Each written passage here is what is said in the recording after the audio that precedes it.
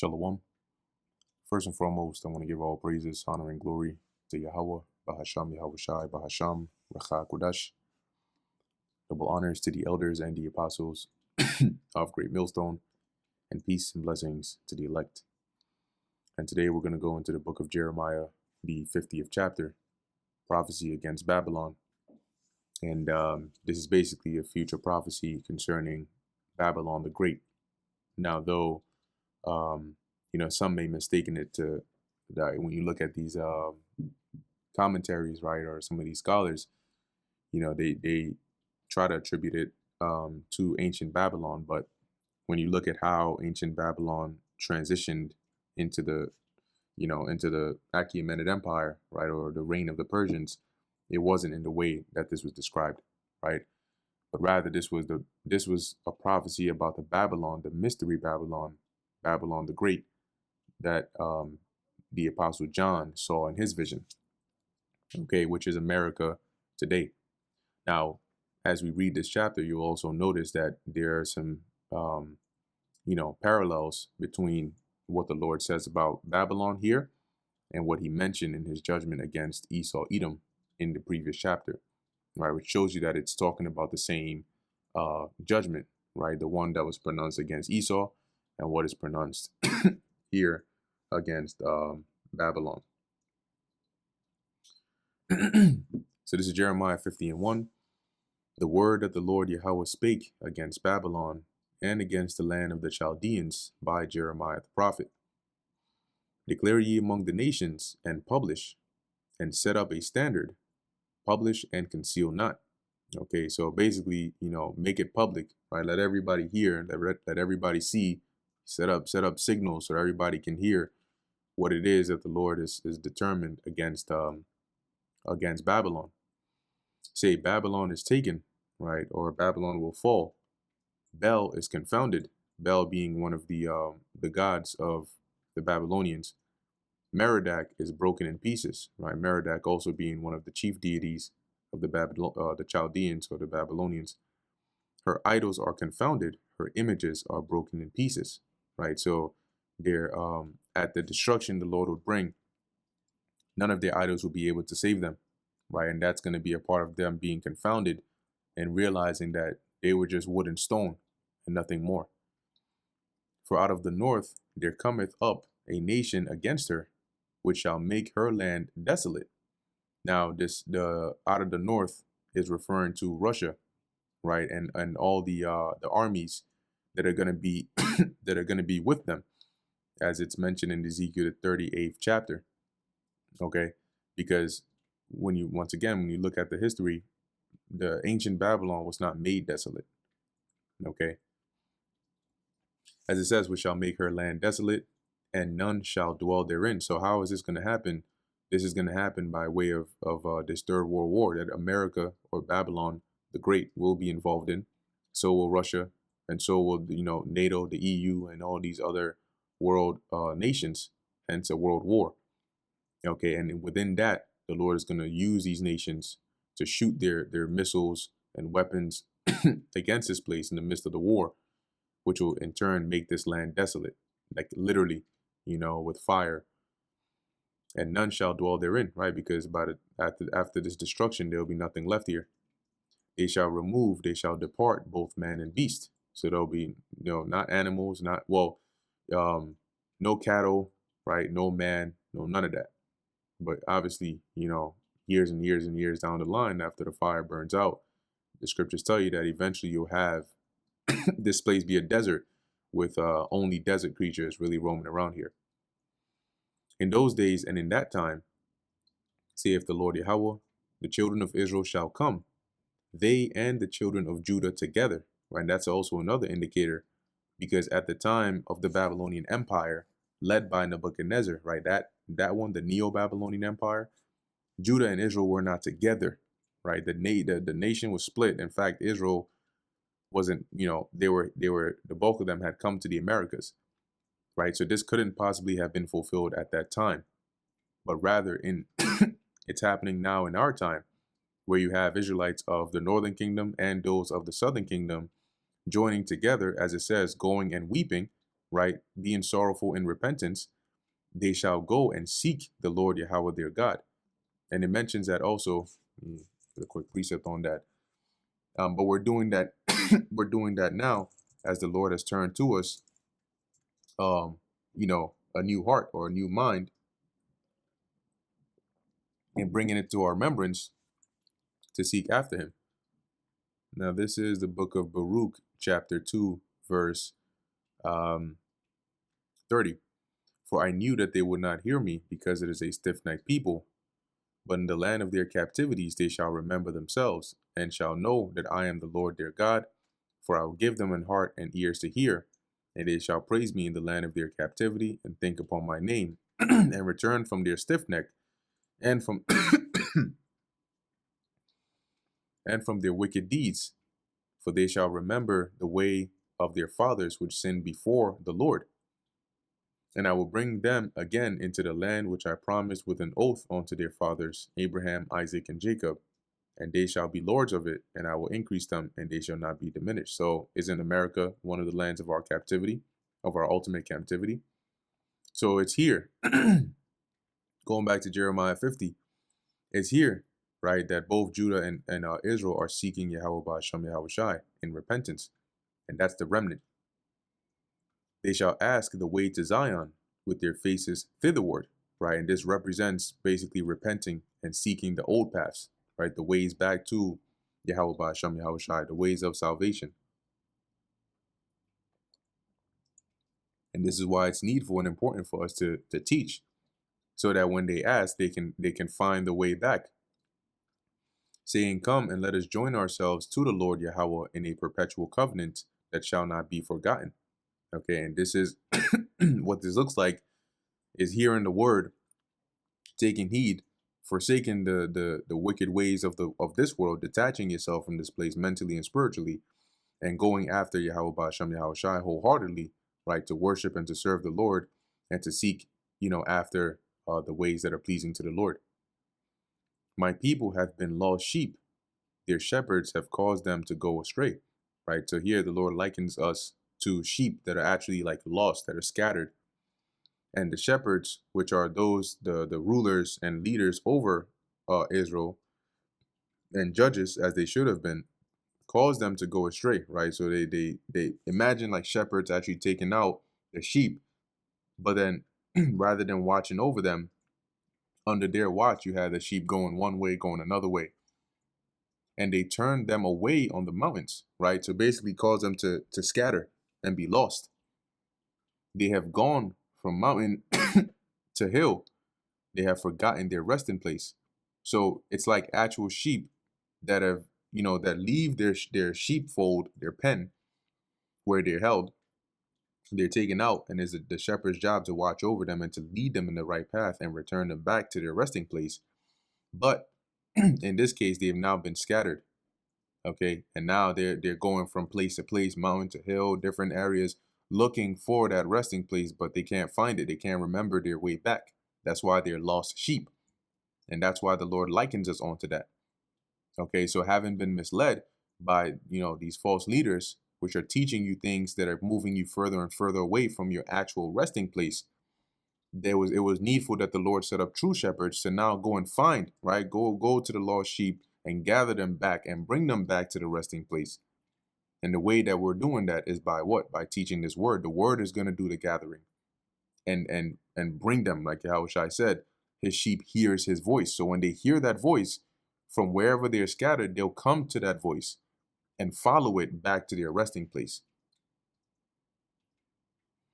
all that found them devoured them, right? So imagine sheep that are just scattered, and then you have wolves, you have lions, you have bears that see them. What are they going to do? They're going to devour them, right? And in this case, this was us falling prey, as it says, and their adversaries said, we offend not, us falling prey to the hands of these heathens. I believe it's in the book of Maccabees that says, what nation hath not had a part, right, in our captivity, right, roughly paraphrasing. So all of them have served themselves of us, these heathen nations, that is, and hold themselves guiltless, saying, we offend not. We're not doing anything wrong, because they're the ones who sinned against their God, right? They have sinned against the Lord Yahweh, the habitation of justice, right? So the dwelling place of their justice, all right, they forsook him. And that's why this is happening. Not really us doing anything bad, right? Even the Lord Yahweh, the hope of their fathers. Remove out of the midst of Babylon and go forth out of the land of the Chaldeans and be as the he-goats before the flocks. Now, this starts, mentally and spiritually first, right? Detaching yourself from this place. And this is something that's going to be followed or applied to the remnant, the elect, because they're the ones that are going to detach from this place. Lord willing, we, right, are going to detach or have detached from this place. But to literally go forth out of the land, we're going to be called, okay, to be delivered, to actually physically be delivered and removed and beamed up out of this actual land to escape the destruction. It's not going to be by way of you saying, oh, well, if I know the destruction is coming, I'm going to buy a ticket, and just like fly into another country. It's not what the Lord is saying to do, because where's the faith in that? It says here, and be as the he-goats before the flocks. Now, in the ancient world, the he-goats were like the leaders of the flock, meaning they would guide or lead the flock in what direction. If they went here, the flock would follow them there, right? So this is really more so to the, in applying to the prophets or the teachers, which would be the leaders that the Lord has appointed to lead the flock, right? In separating from this place. So continuing in verse 9, for lo, I will raise and cause to come up against Babylon an assembly of great nations from the north country. Right now, once again, right, being led by Russia. When you read in Ezekiel 38, it says that Russia and these nations, many people with thee, right, with their bands, meaning their armies. So the Lord is going to raise them up, these nations, as it says, an assembly of great nations from the north country. Now, from where Jeremiah received this message, because technically speaking, Russia is in a northern region, okay? and literally from where Jeremiah would have received this vision, the territory of Russia where we know it to be today would have been north, technically speaking. It says here, and they shall set themselves in array against her, against Babylon. From thence she shall be taken. Their arrows shall be as of a mighty expert man. So these nations, right, in this war, they're going to have their targets upon this place. Even though it's going to be a war with many nations involved, one of the main targets is going to be Babylon, because that's it's going to be a form of judgment that the Lord has set up. As it says, she shall be taken, right? So she's going to fall. Their arrows shall be as of a mighty expert man. So these arrows are not literal bow and arrow, but these arrows are representing the nuclear missiles, all right, the weaponry of these nations. And the Lord says here, it's going to be like the arrows of a mighty expert man. So one that is like well trained, in how to use a bow and arrow, who basically doesn't miss. As it says, none shall return in vain. So these missiles that are shot off, they're going to be guided by the Spirit of the Lord to hit whatever targets he has destined them for. And Chaldea shall be a spoil.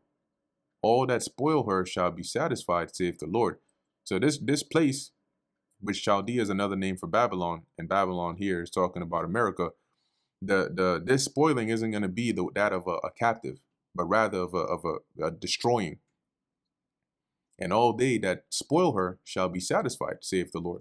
Right? They're gonna take joy in doing that, even to the point of the allies, the so-called allies, as pertaining to Revelation 17, that are gonna also turn their missiles toward this place, toward Chaldea, or toward Babylon.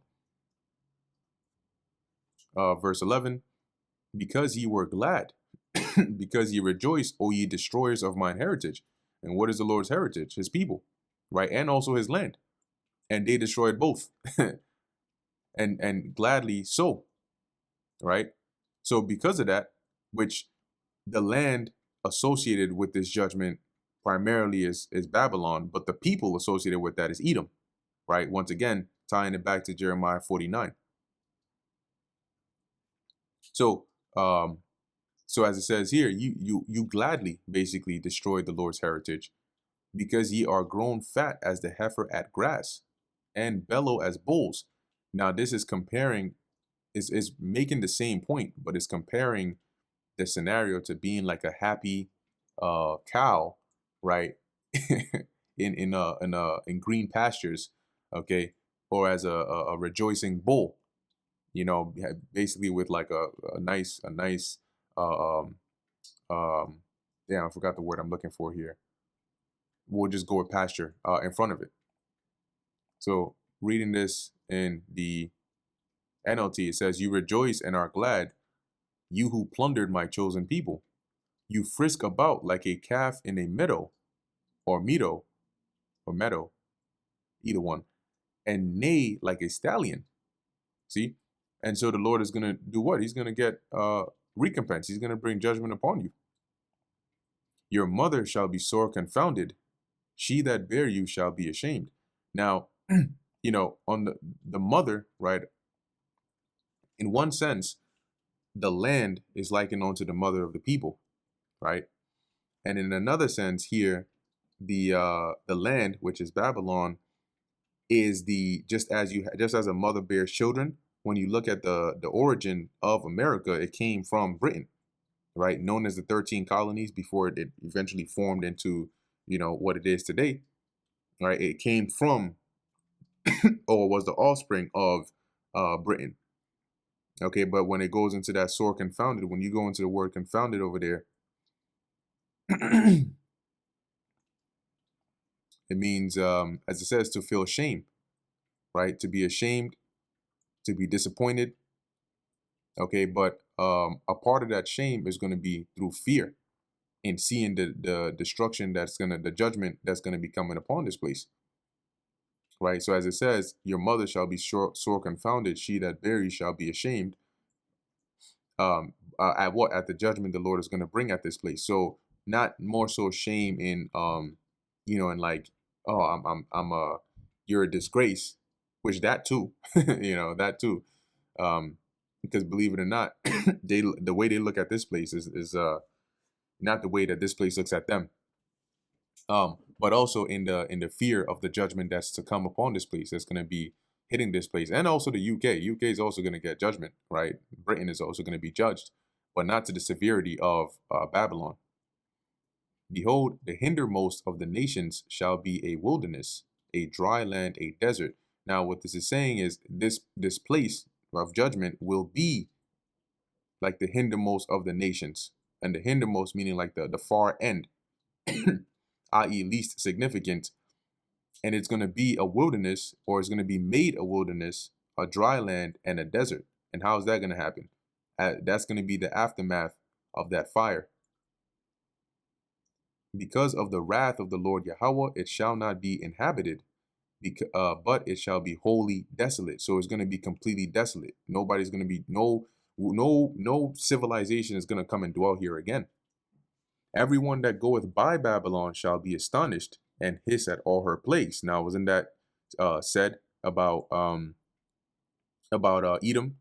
Okay, in Jeremiah 49.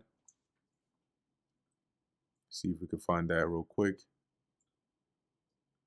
because that terminology has been used. I mean, it's used quite often, but maybe maybe it was a different place that I'm thinking of. Shall hiss at all her plagues. All right, so yeah, maybe it's a different verse I'm thinking about. But in any case, as we'll keep going, you'll see the parallels between Jeremiah 50 and 49 concerning Edom. Verse 14. So going by Babylon and being astonished, meaning being in awe at the devastation or the aftermath of this destruction. Like when you're driving and you pass by and you see like a major accident, like you don't see you didn't see the crash, but you see the aftermath of it, and the how mangled the car is, and maybe there's blood on the road, and you're like, damn, like, oh shoot. Yeah, that reaction is what people will have seeing the level of devastation that's going to be left after this place is destroyed. Put yourselves in array against Babylon round about, all ye that bend the bow, right? So all these nations that the Lord has appointed to fight against Babylon in this war, basically set your targets against her. All ye that bend the bow are those with the capabilities to shoot those missiles, right, with the actual weaponry. Shoot at her. So launch your missiles. Spare no hour. No arrows. Don't reserve any of them. Use them all. For she have sinned against the Lord Yahweh. Right. So this is a judgment from the Lord. Shout against her round about, which is that war cry. She hath given her hand. Right, which means she has surrendered. Her foundations are fallen. Her walls are thrown down. For it is the vengeance of the Lord Yahweh. Take vengeance upon her as she hath done, do unto her. So this visual of Babylon being broken down and being destroyed and taken over is as a result of the vengeance or the wrath of the Lord. Therefore, don't hold back, right, when unleashing that destruction upon this place. Just as this place has been wicked, right, in oppressing the world and committing all these atrocities, unleash that judgment upon her accordingly. Cut off the sower from Babylon and him that handleth the sickle in the time of harvest. Right, because there's not going to be an inhabitant of this land. So sower or reaper, right, which today would be your farmers, are not going to be here anymore. Right, they're either going to be destroyed, or those that had a place to be would have fled. For fear of the oppressing sword, they shall turn everyone to his people, and they shall flee everyone to his own land. So those that are mainly those that are like these heathens, especially those that are in the know, they're going to be out of here, right? Seeing that America is a target and getting involved in this war, a lot of them are going to flee back to their own lands. Israel is a scattered sheep. The lions have driven him away, right? Well, now context switching onto the state of Israel, not the state or the condition. That's what I mean by that. To the condition of Israel, right, being like a scattered sheep, which is now vulnerable. The lions here representing the heathens, right, the heathen empires, have driven him away, right, in this sense, meaning like they've, let me pull this up here, right, they have been scattered, right, by lions, because when you look at an actual sheep and it sees a lion or a wolf, what do you think it's going to do? It's going to run, right? So if they were in a pack, they would all disperse and run. Then it goes to elaborate more, right? First, the king of Assyria hath devoured him. And last, this Nebuchadnezzar, king of Babylon, hath broken his bones, right? So when you look at from the time of Jeremiah, he was aware of the captivity, right, that came upon us by the Assyrians, heavily more so in the northern kingdom, but also partially on the southern kingdom. And also the devastation that came by the Babylonians, right, Nebuchadnezzar and the Neo-Babylonian Empire. That's why he mentions them here as these lions, or those that have caused us to be scattered. However, right, in verse 18, therefore thus saith the Lord of hosts, the God of Israel, behold, I will punish the king of Babylon in his land, and his land, as I have punished the king of Assyria. Now the Lord did take down the Assyrians, ironically by the hands of the Babylonians, and the Lord also did bring judgment upon Nebuchadnezzar, right, and also eventually brought an end to the reign of the Neo-Babylonian Empire. However, this this punishment, as we are reading and will continue to read, that the Lord was going to bring upon the king of Babylon, is pertinent to the king of mystery Babylon, the king of Babylon the Great, and the future Babylon. Okay, not that of ancient Babylon. So though it was prophesied and worded as such, in application, it was really meant for today. Verse 19, and I will bring Israel again into his habitation. So the Lord, and this is basically the time of salvation, right, where the Lord promises that he will gather Israel, his remnant, and bring them back to the land, Israel. And he shall feed and he shall feed on Carmel and Bashan. Now this is likening Israel onto the sheep. Remember the lost sheep? So the Lord is saying, I'm going to gather them and bring them back to their resting place, their habitation. and they're going to get to feed like how your flock eats. They're going to feed on Carmel and Bashan, and these were areas in Israel known for having great pasture. And his soul shall be satisfied upon Mount Ephraim and Gilead. So this is like a poetic way of saying that I'm going to deliver them, bring them into their land, and they're going to be nourished and satisfied and without want of anything. In those days and in that time, saith the Lord Yahweh, the iniquity of Israel shall be sought for, and there shall be none. So the Lord is going to completely erase our sins. He's going to wipe it all away and give us a clean slate. And the sins of Judah, and they shall not be found. For I will pardon them whom I reserve, and that's the remnant, the elect. And the Lord is gonna pardon by cleansing or erasing the sins or the iniquity of his chosen. Go up against the land of Marathaim, which is another name for Babylon, meaning double rebellion, even against it and against the inhabitants of Pekod. Now, when you look up Pekod, it goes into visitation, right? So it's interesting, the inhabitants of the Lord's visitation.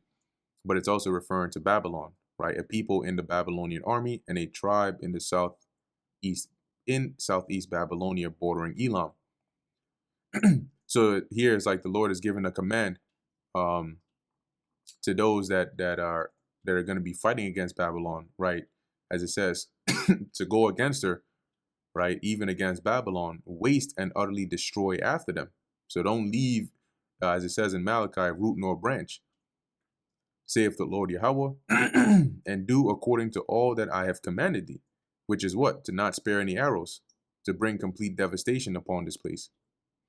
A sound of battle is in the land and of great destruction. How is the hammer of the whole earth cut asunder and broken? How is Babylon become a desolation among the nations? So how is it that this place, which is known as this great superpower of a nation, right, that people feared and wondered, how can you even make war with this place? How is it now come down? How is it broken? How is it destroyed? Unbelievable.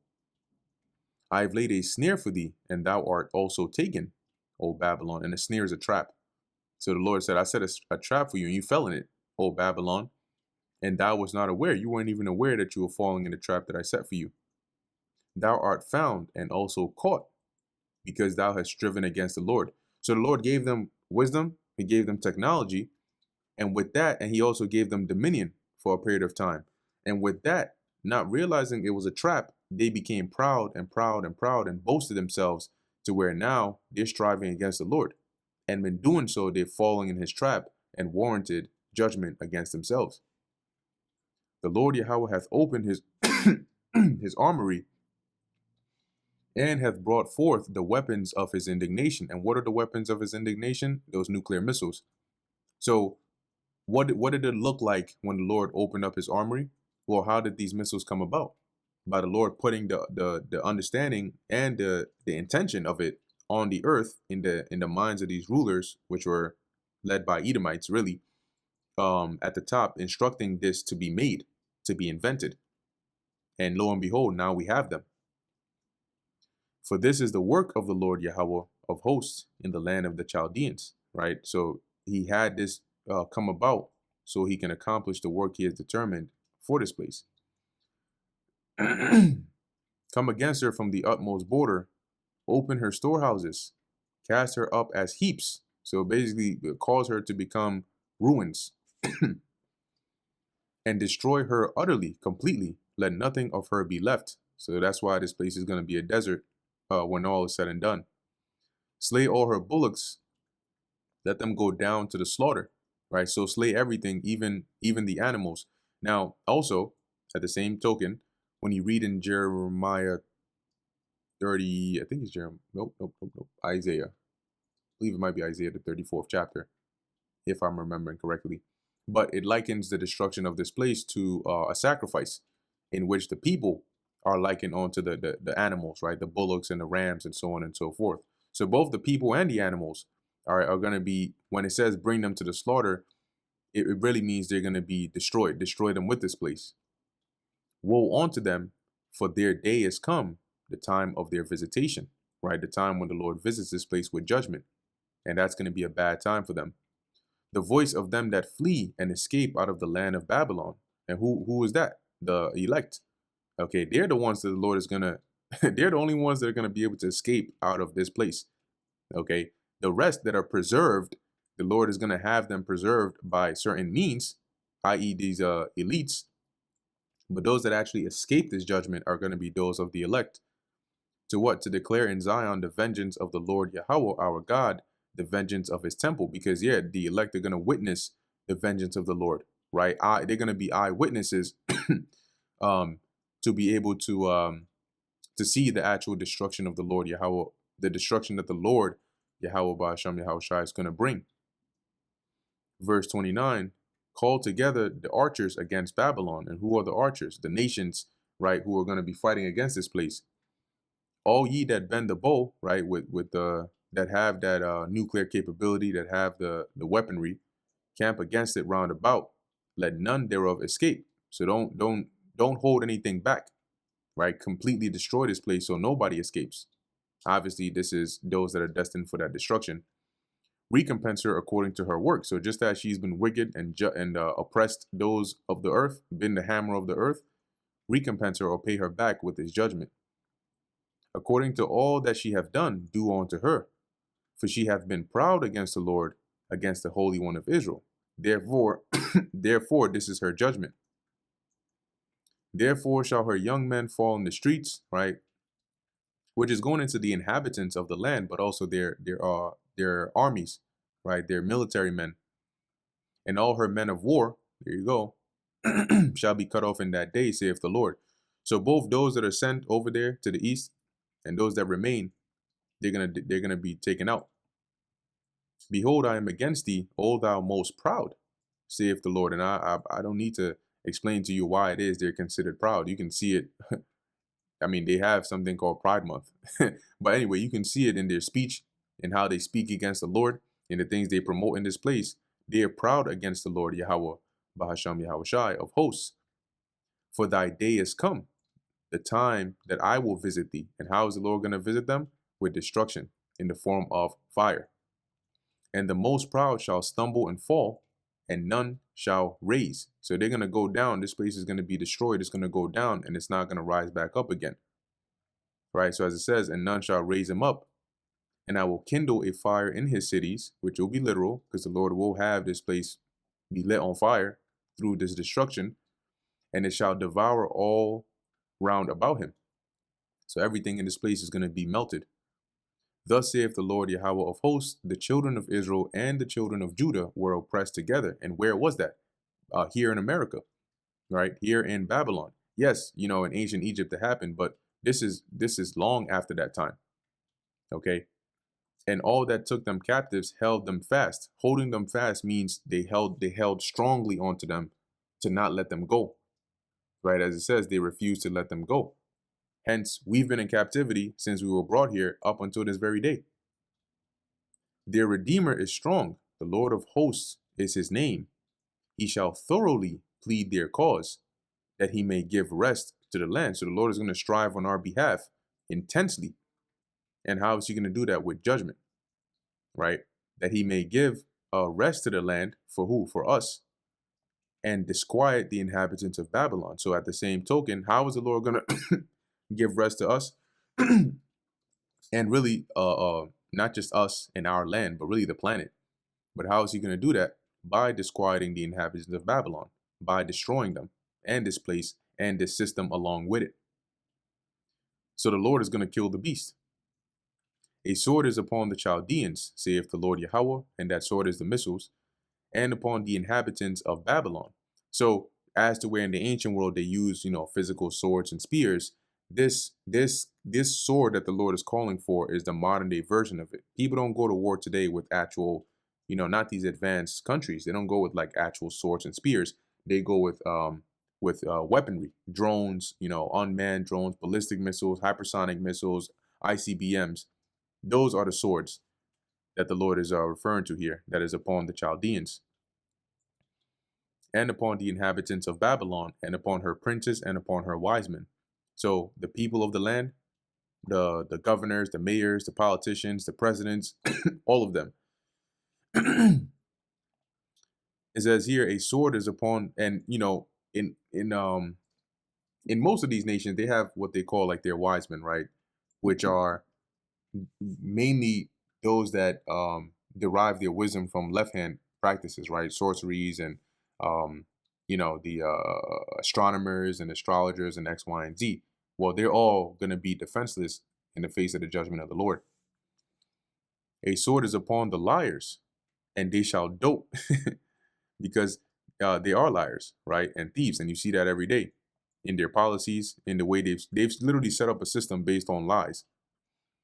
But when it says they shall dote, meaning they're going to become foolish, and in the sense that at the face of this judgment, they're gonna be at a loss for instructions on what to do, right? They're gonna, you know how when people become so afraid, they can't think rationally. Okay, so by realizing that there's no way out of this impending destruction, this is gonna be the effect that is gonna have on them. A sword is upon her mighty men, and they shall be dismayed. Right, and when the mighty men are dismayed, they become weak, they become afraid, they become discouraged. A sword is upon their horses, and upon their chariots, and upon all the mingled people that are in the midst of her. Right. And today you have what? You have pockets of different, you have Chinese people, Japanese people, you literally have places called Koreatown and new whatever, and it's just all types of people are here. Well, guess what? If they're here when the missiles hit, they're gonna be burnt up with this place. And the modern day horses, right, going into like your means of your vehicles, right, your cars, buses, trains, everything,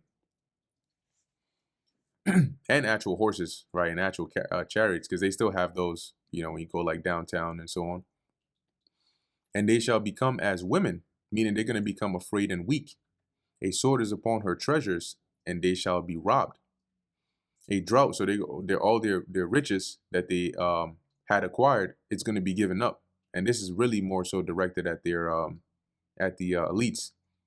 A drought is upon her waters, and they shall be dried up, for it is a land of graven images. And in Isaiah 19 goes into that as well, about the drought, right? And the I believe it's also in Second Esdras where it mentions that for 3 hours they shall not run, right? So you're gonna have actual droughts as well, as it's like I mentioned, it's also in Isaiah 19, which that's also about America. And they shall be dried up, for it is the land of graven images, right? It's a land heavily into idolatry. That's what the graven images are. They're idols, and they are mad upon their idols. They boast in their idols. They're infatuated. That's why over here, every 2 seconds, it's some paganistic celebration or ritual being conducted that they get so immersed into, as they call it. Like now we're coming up into the time of what they'll call the holiday spirit. Oh, a lot of people are not really in that spirit now, as calamity is coming upon them, but you get the point, right? This is a land full of heavy idolatry. Therefore the wild beasts of the desert with the wild beasts of the island shall dwell there. So once this place is destroyed and the fire burns out and it's just a complete desert, the only creatures that will be here are the desert creatures. And the owls shall dwell therein, and it shall be no more inhabited forever. So it's not going to be a place where people come and start a civilization and build it back up. That's not going to happen. Neither shall it be dwelt in from generation to generation. As God overthrew Sodom and Gomorrah and the neighbor cities thereof, saith the Lord Yahweh, so shall no man abide there. Right? So just like Sodom and Gomorrah was known for their wickedness and their neighboring cities, and the Lord overthrew it with fire and brimstone, he's going to do the same to this place. So shall no man abide there, neither shall any son of man dwell there. So nobody's going to dwell in this place after it's destroyed. Behold, a people shall come from the north, and a great nation and many kings shall be raised up from the coasts of the earth. And these are the nations that the Lord is going to raise up to fight against this place. Russia, China, Iran, Turkey, North Korea, all these nations. They shall hold the bow and the lance. They are cruel, and these are the weapons of war. They're military weapons, and they are cruel, meaning they're going to be merciless when they engage with this place, and will not show mercy. Their voice shall roar like the sea, and they shall ride upon horses, every one put in array. And this is their, once again, their military. They're not military men in troop in uniform are not going to be riding on physical horses, right? But in the ancient world, horses were also vehicles of war. Today, you have more of your fighter jets and your drones and so on and so forth, which that's what they're going to be using, right? And their submarines and so on. Every one put in array like a man to the battle against thee, O daughter of Babylon. So their target, their main target, which is even one of the reasons why they unite, is Babylon. Is coming against Babylon, the common enemy. The king of Babylon hath heard the report of them, and his hands waxed feeble. Meaning, by hearing this report, and not just a report of, oh, like this country is testing their missiles or this country is doing that. In fact, actually, recently you had Trump, which is the current king of Babylon, order the testing of U.S. nuclear missiles immediately in response to that of the other nations. Why do you think he did that? But we're not just talking about like a light report. We're talking about reports of like, if they were to hear something like, oh, Russia is amassing, military weapons on, in Venezuela, for example, right? Just throwing that out there. Or they're getting ready to launch missiles, or we just detected their submarines off the coast and they got missiles on them and they're about to launch. That's the kind of report that puts instant fear in you, right? Your heart drops to your ass. And as it says, so by hearing these kinds of reports, as the war gets intensified, as it says, the king of Babylon waxed feeble, anguish took hold of him, and pangs as of a woman in travail, because he's going to be in fear. Because that's why they call it MAD, mutually assured destruction. And when that's evident before your face, realizing that, this is really about to be the end of you and your kingdom, that's going to be a fearful thing to behold. Verse 44, behold, he shall come up like a lion from the swelling of Jordan. Now, 44 down to 46, this is like a parallel to Jeremiah 49. The same kind of judgment that was mentioned against Esau or Edom, right? I'm going to just pull it up here, Jeremiah 49 and and verse 19. It's literally like the same thing. But Jeremiah 50 and 44, behold, he shall come up like a lion from the swelling of Jordan onto the habitation of the strong. So where's the habitation of the strong? This is going to be Babylon, right? And the he that the Lord is going to send up to do this is Yahushai. But I will make them suddenly run away from her, right? That they're gonna be suddenly afraid and try to flee. And who is a chosen man that I may appoint over her? For who is like me, and who will appoint me the time, right? And who is that shepherd that will stand before me? So I'm going to pull this up in another translation as well, as I think it makes it a bit clearer, how the Lord is speaking here, right? So in the NLT, it says, I will chase Babylon from its land, and I will appoint the leader of my choice. For who is like me, and who can challenge me? What ruler can oppose my will? See, so the Lord, like we went into in Jeremiah 49, is boasting in the fact that, I'm going to do this. I'm going to bring this judgment, right? And I'm going to set up who I want over them. And there's nobody that's going to be able to stop me or challenge me. Who can withstand me? I think even in the NKJV, it says that. Who will arraign me? Who is that shepherd who will withstand me? Right? Because when it says shepherd here, it's just a term for like a president or a king is likened unto the shepherd of his people. All right. So here is like a ruler or one in that kind of stead. Verse 45, therefore hear ye the counsel of the Lord Yahweh, that he hath taken against Babylon, and his purposes, that he hath purposed against the land of the Chaldeans. Surely the least of the flock shall draw them out. Surely he shall make their habitation desolate with them. Right. And the least of the flock, as we know here, is Amalek, right? A tribe of the nation of Edom. And through their actions, they're going to cause that drawing in of the nations to that region, right? As as the Lord refers to it as the Yahweh Shabbat. And as it says, he shall make their habitation desolate with them. So as a result of their actions, of their provocation in the region, it's going to lead to the destruction and the devastation of both their land and also in Babylon, which is their close ally. At the noise of the taking of Babylon, the earth is moved, because what's going to be the taking of Babylon, the destruction of this place? How is it going to be happening? By missiles hitting this place, and also the chariots of the Lord destroying this place. But you're going to have earthquakes, tsunamis. The earth is going to be moving to and fro. It says, and the cry is heard among the nations, right? So because this is going to be, it's going to be heard and broadcasted all over. So everybody's going to know about it. And like I said, it's the same thing here in Jeremiah 49. So with that, I'm going to end it here. All right, that's the end of Jeremiah, the 50th chapter. Lord willing, that was edifying to the elect. In closing, I want to give all praises, honor, and glory to Yahweh, Bahasham Yahushai, Bahasham Rechak Wadash. Until next time, Shalom.